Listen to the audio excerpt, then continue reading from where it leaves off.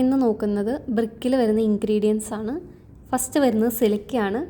ഏറ്റവും കൂടുതലുള്ളത് സിലിക്കയാണ്, 50 തൊട്ട് 60%. അതുകൊണ്ട് തന്നെ സിലിക്കയാണ് ഇവിടുത്തെ മേജർ ഇൻഗ്രീഡിയൻറ്റ് വരുന്നത്. ക്രാക്കിങ്, ഷ്രിങ്കേജും വാർപ്പിങ്ങും സിലിക്ക പ്രിവെൻറ്റ് ചെയ്യും. യൂണിഫോം ആയിട്ടുള്ള ഷേപ്പ് കൊടുക്കുന്നതും സിലിക്കയാണ്. പക്ഷേ ഇത് കൂടിക്കഴിഞ്ഞാൽ ഈ പാർട്ടിക്കിൾസ് തമ്മിലുള്ള കൊഹീഷൻ ഡിസ്ട്രോയ് ചെയ്തിട്ട് ബ്രിക്ക് ബ്രിട്ടിലായി പോകും. നെക്സ്റ്റ് വരുന്നത് അലുമിനിയാണ്. അലുമിനിയാണ് മെയിൻ ഇൻഗ്രീഡിയൻറ്റ്. മേജർ വരുന്നത് സിലിക്കും, മെയിൻ വരുന്നത് അലുമിനിയം. അലുമിന വരുന്നത് 20 to 30% ആണ്. പ്ലാസ്റ്റിസിറ്റി ഇമ്പാർട്ട് ചെയ്യുന്നത് അലുമിനിയാണ്.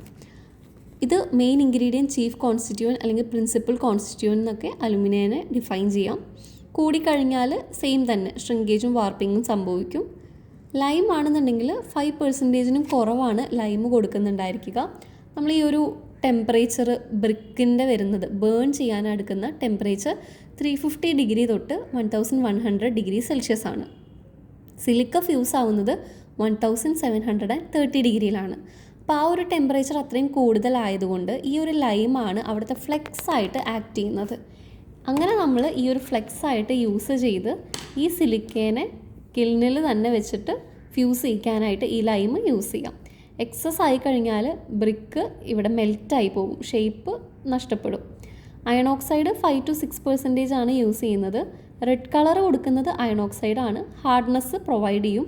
കൂടിക്കഴിഞ്ഞാൽ ഡാർക്ക് ബ്ലൂ കളറും കുറഞ്ഞു കഴിഞ്ഞാൽ യെല്ലോയിഷ് കളറുമാണ് വരിക. ഇനി ഈ ഒരു ബ്രിക്കിന് തന്നെ റെഡ് കളറല്ല, റെഡ് കളറും ഒരു ബ്രിക്ക് റെഡ് എന്ന് പറയണമെന്നുണ്ടെങ്കിൽ അതിലൊരു യെല്ലോ ടിൻറ്റ് ഉണ്ട്. അത് കൊടുക്കുന്നത് മെഗ്നീഷ്യമാണ്. മെഗ്നീഷ്യം 1 to 2% അല്ലെങ്കിൽ 2 to 4% വരുന്നുണ്ട്. ഷ്രിങ്കേജ് കുറയ്ക്കും. അതുപോലെ തന്നെ കൂടിക്കഴിഞ്ഞാൽ ബ്രിക്ക് ഡീക്കേ ആവും.